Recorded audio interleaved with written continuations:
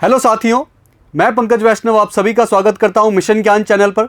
आज हम देखेंगे भारत के बारे में बेसिक जानकारी, जहां से आपको हर एग्जाम में 2 से 3 क्वेश्चन देखने को मिलेंगे ही मिलेंगे। और यह चैप्टर बाकी सारे चैप्टर का एक तरह से बेसिक है। तो आइए हम जानते हैं भारत की स्थिति और विस्तार के बारे में।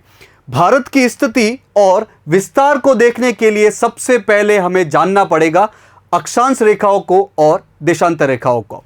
ग्लोब पर जो आड़ी लाइन होती है उसे अक्षांश रेखा कहते हैं और जो खड़ी लाइन होती है उसे देशांतर रेखा कहते हैं। आड़ी लाइनों में यानी अक्षांश रेखाओं में जो बीचों बीच वाली अक्षांश रेखा है उसका मान 0 डिग्री होता है और उसे भूमध्य रेखा कहते हैं। इसी प्रकार देशांतर रेखाओं में जो बीचों बीच वाली देशांतर रेखा होती है जिसका मान 0 डिग्री होता है वो ग्रीनविच रेखा कहलाती है।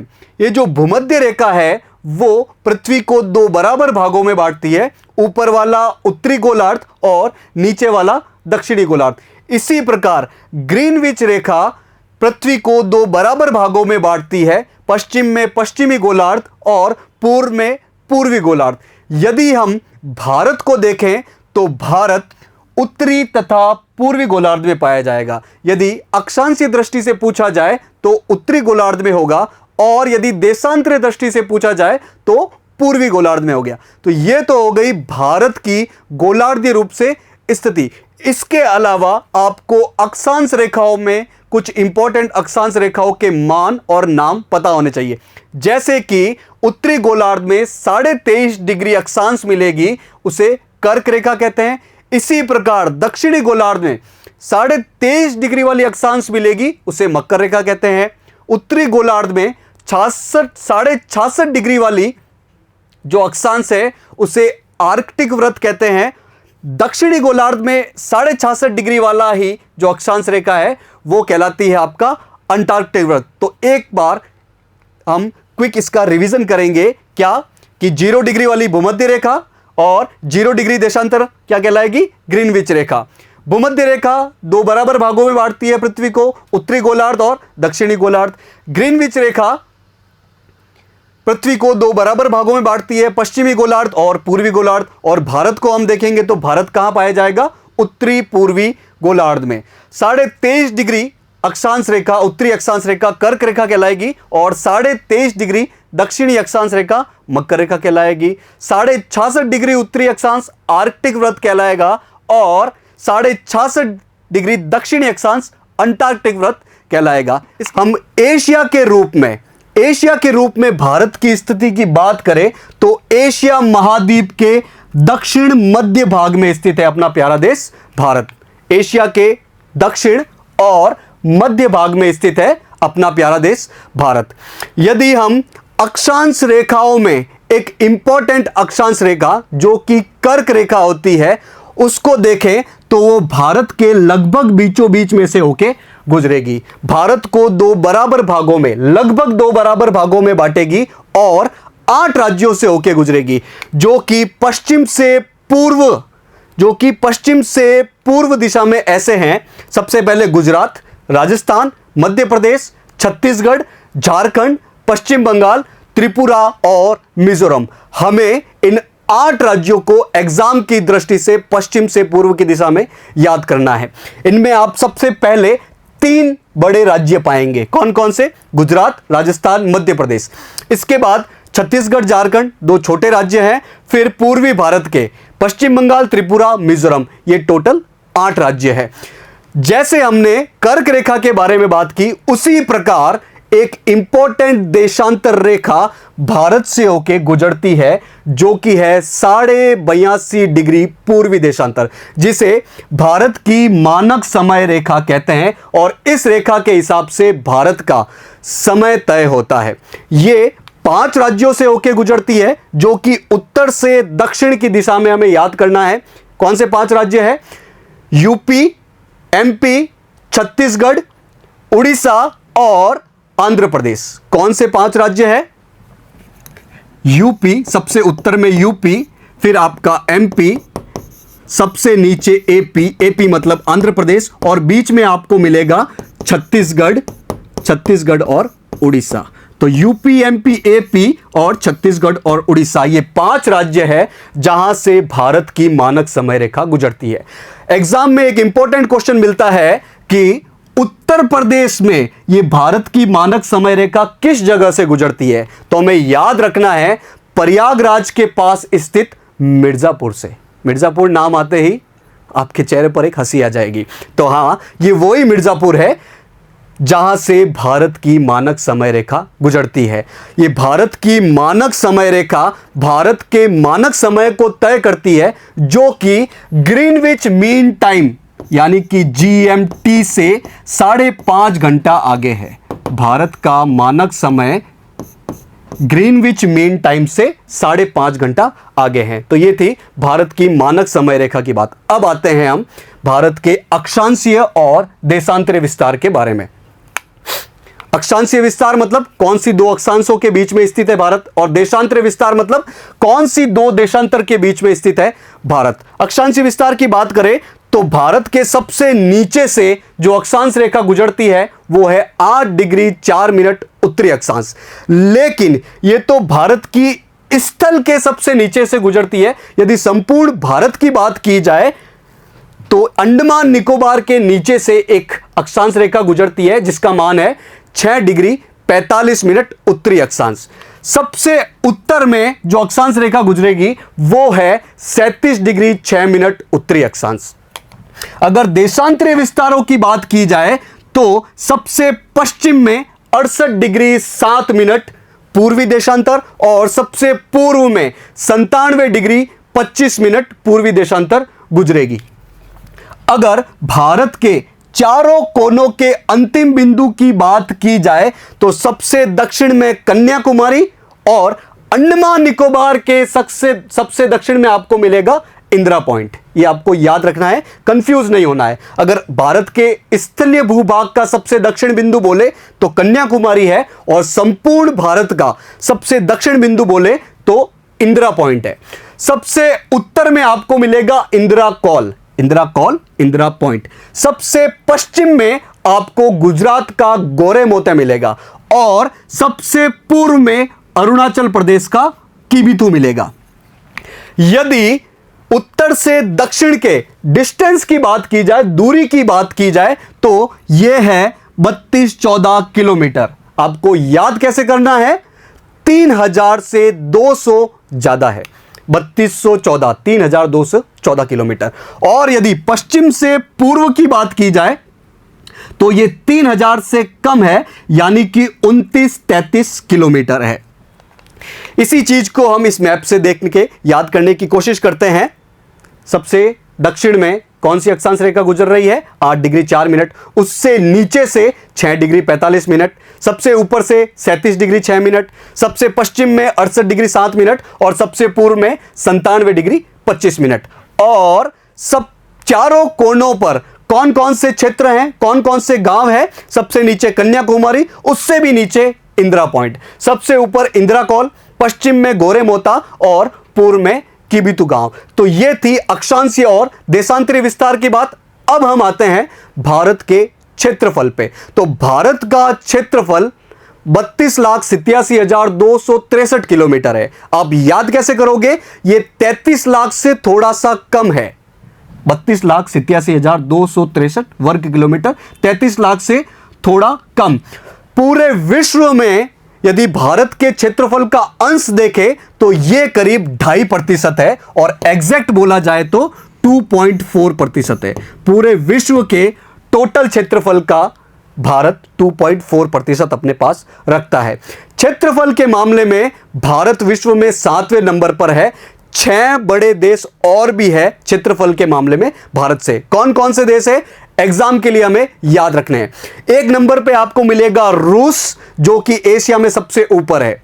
सबसे पहले रूस है, उसके बाद कनाडा, कनाडा के बाद उत्तरी अमेरिका का यूएसए, फिर आपको चीन मिलेगा 4थे नंबर पे, 5वें नंबर पे ब्राजील, 6ठे नंबर पे ऑस्ट्रेलिया, और 7वें नंबर पे अपना प्यारा देश भारत। याद कैसे करोगे, आप मैप से इशारे करके याद करोगे। सबसे पहले रूस है, फिर इधर आ जाओ कनाडा, नीचे यूएसए, फिर चीन, फिर ब्राजील, ऑस्ट्रेलिया, और अंत में 7वें नंबर पे अपना प्यारा देश भारत। तो एग्जाम के लिए आपको याद क्या करना है कि भारत क्षेत्रफल के मामले में 7वें नंबर पे है। और हमसे 6 बड़े देश कौन कौन से हैं?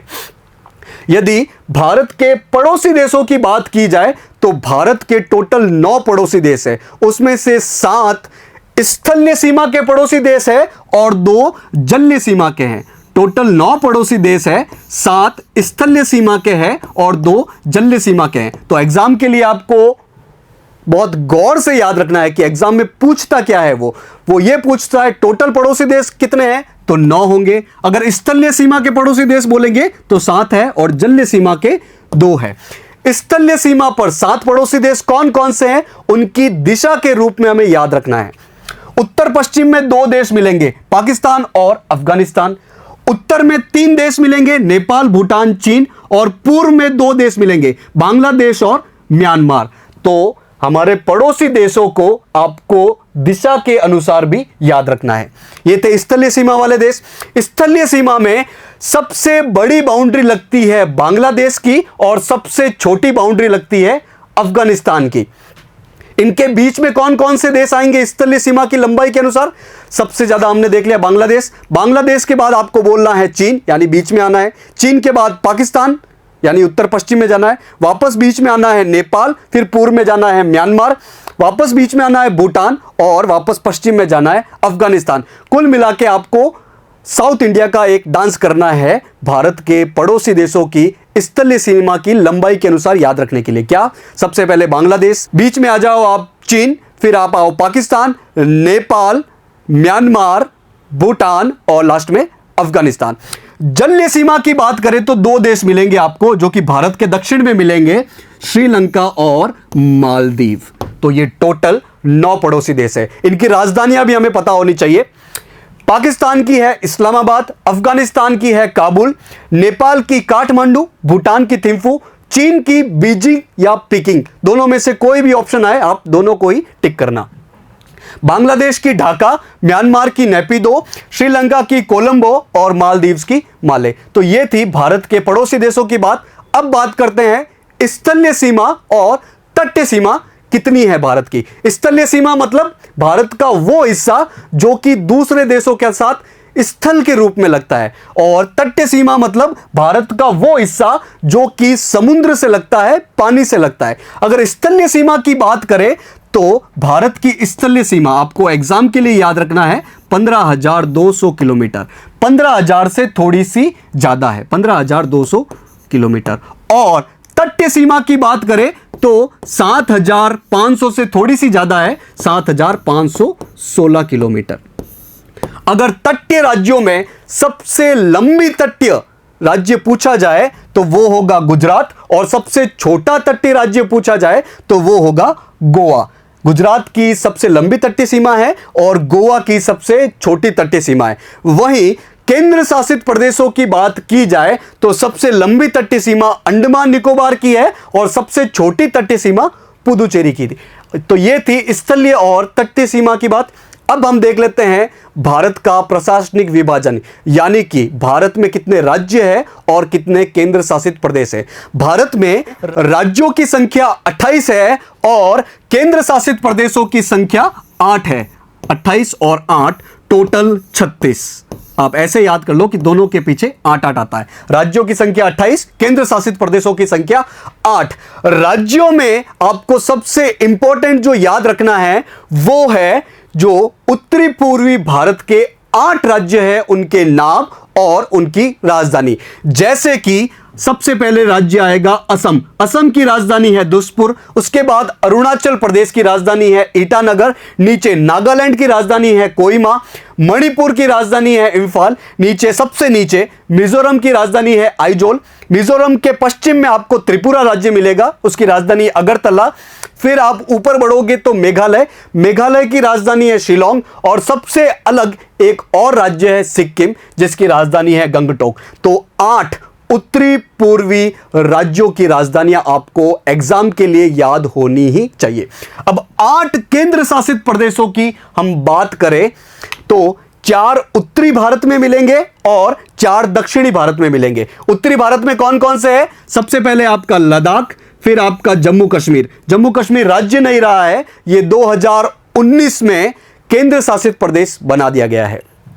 तो 2 केंद्र शासित प्रदेश ये हो गए, लद्दाख, जम्मू कश्मीर। फिर पंजाब और हरियाणा की राजधानी चंडीगढ़, ये तीसरा केंद्र शासित प्रदेश है। चौथा केंद्र शासित प्रदेश है न्यू दिल्ली, जो कि भारत की राजधानी है। ये 4 केंद्र शासित प्रदेश। 4 केंद्र शासित प्रदेश नीचे कौन कौन से? लक्षद्वीप, अंडमान निकोबार, पौंडीचेरी या पुदुचेरी, और चौथा है दादरा और नगर हवेली और दमन और दीव। तो टोटल 8 केंद्र शासित प्रदेश है, लद्दाख, जम्मू कश्मीर, चंडीगढ़, न्यू दिल्ली, लक्षद्वीप, अंडमान निकोबार, पुदुचेरी और दादरा और नगर हवेली और दमन और दीव। ये जो इतना लंबा नाम मैंने बोला है, दादरा और नगर हवेली, दमन और दीव, ये एक ही केंद्र शासित प्रदेश है। राज्यों में सबसे बड़ा राज्य अगर पूछा जाए तो राजस्थान क्षेत्रफल के मामले में, और सबसे छोटा राज्य क्षेत्रफल के मामले में गोवा। यदि सबसे बड़ा केंद्र शासित प्रदेश पूछा जाए तो लद्दाख मिलेगा, और सबसे छोटा केंद्र शासित प्रदेश पूछा जाए तो लक्षद्वीप मिलेगा। तो यह था भारत की स्थिति और विस्तार के बारे में एग्जाम से रिलेटेड बहुत ही इंपॉर्टेंट पॉइंट। अब हम देख लेते हैं एक बार थ्योरी के माध्यम से क्विक रिवीजन देख लेते हैं कि यदि अक्षांशीय दृष्टि से पूछा जाए तो भारत उत्तरी गोलार्ध में है, और देशांतरीय दृष्टि से पूछा जाए तो भारत पूर्वी गोलार्ध में है, और दोनों मिला के बोला जाए तो उत्तरी पूर्वी गोलार्ध में है। एशिया महाद्वीप के रेस्पेक्ट में यदि बात की जाए तो भारत दक्षिण मध्य भाग में है, एशिया के दक्षिण और मध्य भाग में है। और आकार तो आपको पता चलता ही होगा कि भारत का आकार कुछ ऐसा है, यानी कि चतुष्कोणीय है। यदि कर्क रेखा की बात की जाए, जो कि 23.5 डिग्री उत्तरी अक्षांश होती है, वो भारत को लगभग 2 बराबर भागों में बांटती है, और पश्चिम से पूर्व 8 राज्यों से गुजरती है। कौन कौन से है? सबसे पहले गुजरात मिलेगा, गुजरात, राजस्थान, मध्य प्रदेश 3 बड़े राज्य, छत्तीसगढ़, झारखंड 2 छोटे राज्य, और पूर्वी भारत के 3 राज्य, पश्चिम बंगाल, त्रिपुरा, मिजोरम। इसी प्रकार भारत की मानक समय रेखा, जो कि 82.5 डिग्री पूर्वी देशांतर है, वो भारत के 5 राज्यों से गुजरती है, जो कि उत्तर से दक्षिण आपको पता होने चाहिए।